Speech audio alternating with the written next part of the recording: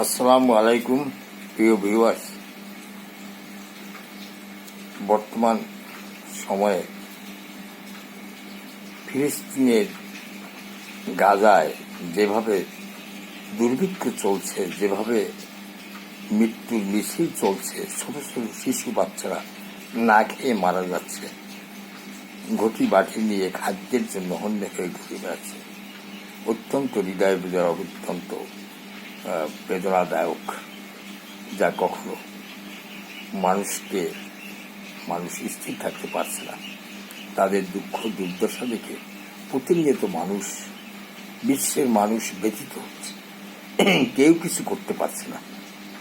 Netanyahu এমনই এক ব্যক্তি, এখন বর্তমানে কট্টরপন্থী একজন প্রধানমন্ত্রী, যে বিশ্বের কারো কোনো মানুষের কথা শুনছে না।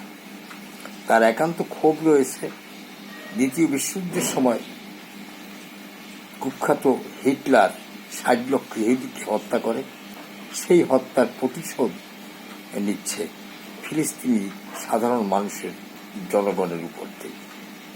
এটাই অন্য মানুষের সঙ্গে পারছে না, ফিলিস্তিনির উপরে সেই জাল মেটাচ্ছে ও বিশ্বের সকল মানুষকে কিছুই মনে করতেছে না। কোনো শক্তি যেন তাকে পরাভূত করতে পারছে না।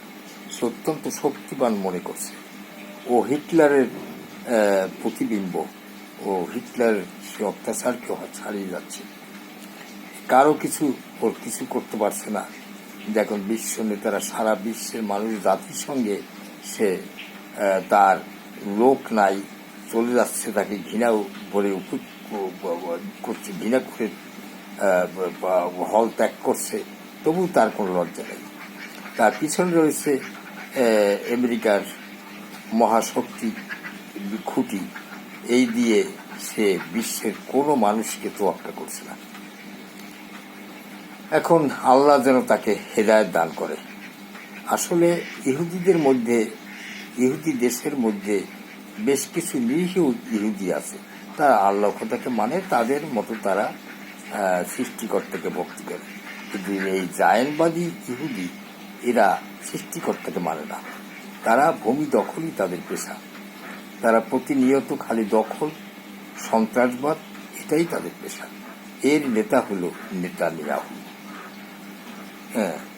এর বিরুদ্ধে রুখে দাঁড়ান আজকে এই যে ফৌজিরা যে একটা অভিযান, এবং যেভাবে ৪৫টি ৫০টি মতো জাহাজ নিয়ে খাদ্য ভর্তি করে একটা প্রতীকী অভিযান চালিয়েছিল বিশ্বের সমস্ত মানবাধিকার কর্মীরা, অনেক দেশের মানবাধিকার কর্মীরা, এটাও সে পরিত্যাগ করছে এবং উপেক্ষা করছে সেই কট্টরপন্থী নেতানিয়াহু বাহিনী। এরা যে সারা বিশ্বের সবচেয়ে শক্তিধর মনে করে, তার কারণ পিছনে রয়েছে তার মহাশক্তিদের এক খুঁটি। এটার জন্য সে অত্যন্ত শক্তিবান। তাদেরকে রুখে দাঁড়াবার জন্য আমাদের তো কিছু করার নাই। আমাদের একজন চিত্রশিল্পী, মানবাধিকার কর্মী শহীদুল আলম, তিনিও সেই ফৌজিলায় রয়েছে প্রতিবাদের জন্য। হয়তো কিছুই করা যাবে না, এটা একটা প্রতীকী অভিযান।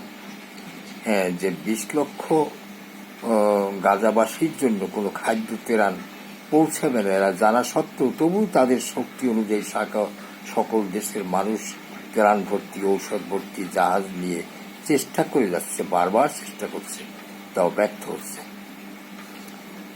তারপরে যে একজন বিখ্যাত গ্রেটার থুনার নাকি একজন সাংবাদিক, সেও এই অভিযানে বহর নিয়ে এগিয়ে যাচ্ছে। অত্যন্ত একজন ভালো সাংবাদিক, মানবাধিকার কর্মী জাপানের, তাকে সবাই চেনে। কিন্তু এখন তাদেরকে বন্দি করে রাখা হয়েছে। তাদের ভাইকে যে কি ঘটবে জানি না। তার ভিতরে আমাদেরও একজন চিত্রশিল্পী শহীদুল আলম ভাই আছে। জানি না সে অত্যন্ত জীবন ঝুঁকি নিয়ে সেই বহরে যুক্ত হয়েছে। এজন্য তার প্রতি আমরা আন্তরিক ধন্যবাদ জানাচ্ছি।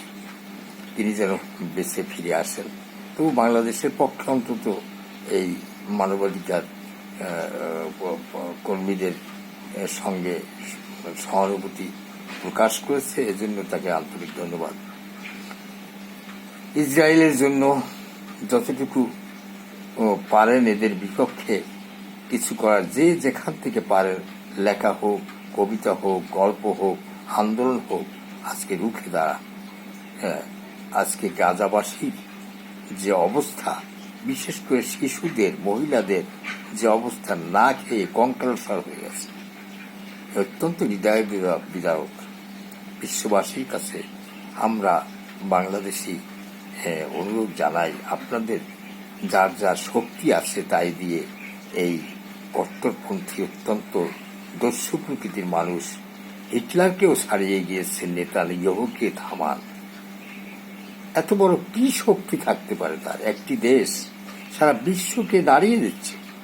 এ কি শক্তি? আপনাদের অস্ত্র দিয়ে, শক্তি দিয়ে ফিলিস্তিনকে ধ্বংস, ইসরায়েলকে ধ্বংস করে দিন তো।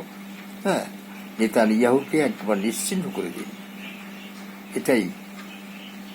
আর আমাদের আর কি করার আছে? একমাত্র আল্লাহর কাছেই আবেদন ফরিয়াদ জানাই যে আল্লাহ, তুমি এই ফিলিস্তিনদের একটি সুন্দর সার্বভৌম স্বাধীন আবাসভূমি ফিরিয়ে দাও এবং এই শিশু বাচ্চাদের বাঁচাও।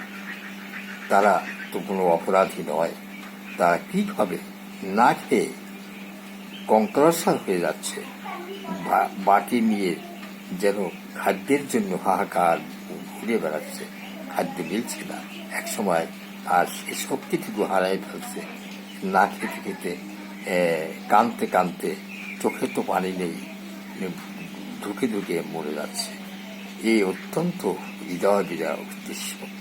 আল্লাহ, তোমাদেরকে বাঁচাও, তোমার কাছে আকুল আবেদন, ফিলিস্তিনের শিশুদের বাঁচাও। ধন্যবাদ। সবাই সুস্থ থাকুন, ভালো থাকুন।